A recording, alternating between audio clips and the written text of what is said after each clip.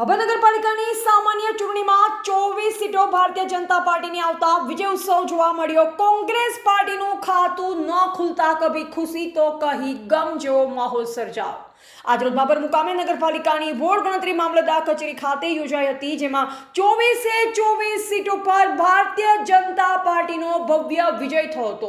ત્યારબાદ ભાભર નગરપાલિકાના કુલ 6 વોર્ડમાં 24 ઉમેદવારો ભારતીય જનતા પાર્ટી અને 24 ઉમેદવારો કોંગ્રેસના મેદાન પર ઉતર્યા અને કાંટાની ટક્કર જેવો મુકાબલો જોવા મળ્યો। ત્યારે આજ રોજ તારીખ 28 એપ્રિલના દિવસે મતગણતરી યોજાઈ, જેમાં 24 સીટો હેટ્રિક ભારતીય જનતા પાર્ટીની આવતા તમામ ઉમેદવારો તેમજ શહેરીજનોમાં ભારે ઉત્સાહ જોવા મળ્યો હતો। સૌ કોઈ ભાવનગરજનોના લોકોએ ઢોલ નગારા ફટાકડા ફોડી તેમજ મોં મીઠા કરાવી જીતનો જશ્ન મનાવ્યો અને ભાવનગરમાં જાણે આજે દિવાળી જેવો માહોલ જોવા મળ્યો અને એક અનેરો ઉત્સાહ અને આનંદ જોવા મળ્યો હતો। અને કોંગ્રેસ પાર્ટીને એક પણ સીટ ન આવતા કભી ખુશી તો કભી ગમ જેવો માહોલ સર્જાયો। ભારતીય જનતા પાર્ટીના આગેવાનો, હોદ્દેદારો, કાર્યકરો તેમજ મંત્રી સ્વરૂપજી ઠાકોર આવી પહોંચ્યા અને વિજય ઉત્સવ મનાવવામાં આવ્યો। આજરોજ તારીખ 28 તાલુકા અને જિલ્લા પંચાયતોની સામાન્ય ચૂંટણીની મતગણતરીની પ્રક્રિયા સરસ રીતે પૂર્ણ કર્યા બાદ કુલ જિલ્લા પંચાયતની 3 બેઠકો પૈકી 2 બરવાળા 18 મીઠા એ કોંગ્રેસ પક્ષના ઉમેદવારની જીત થયેલ છે, તેમજ 26 સણવા જિલ્લા પંચાયત ઉપર ભારતીય જનતા પાર્ટીના ઉમેદવારની જીત થયેલી છે।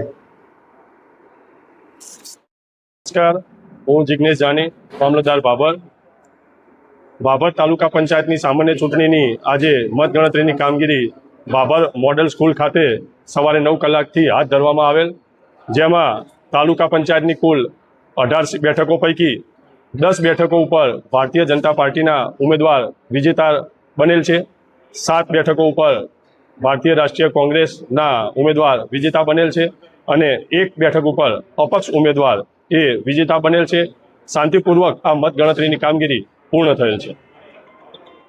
ભાભર અને તમામ ભાભર શહેરના 24 સીટો આવવા બદલ બધાને ખૂબ ખૂબ અભિનંદન અને તમામ મતદારોને દિલથી આભાર માનું છું કે પોતાનો અમૂલ્ય મત આપી અને 24 સીટો લાવ્યા।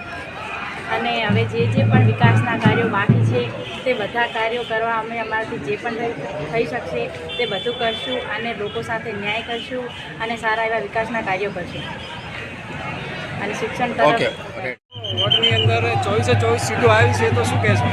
જે બદલ અમે ખૂબ આનંદ અનુભવી રહ્યા છીએ અને જે ભાભરમાં જે વિકાસના કાર્યો કર્યા હતા એ જોઈ અને પબ્લિકે અમને ખૂબ વોટ આપ્યા છે, પબ્લિકનો અમે ખૂબ આભાર માનીએ છીએ। ભાભર શહેરની અંદર સામાન્ય ચૂંટણી નગરપાલિકાની યોજાઈ હતી।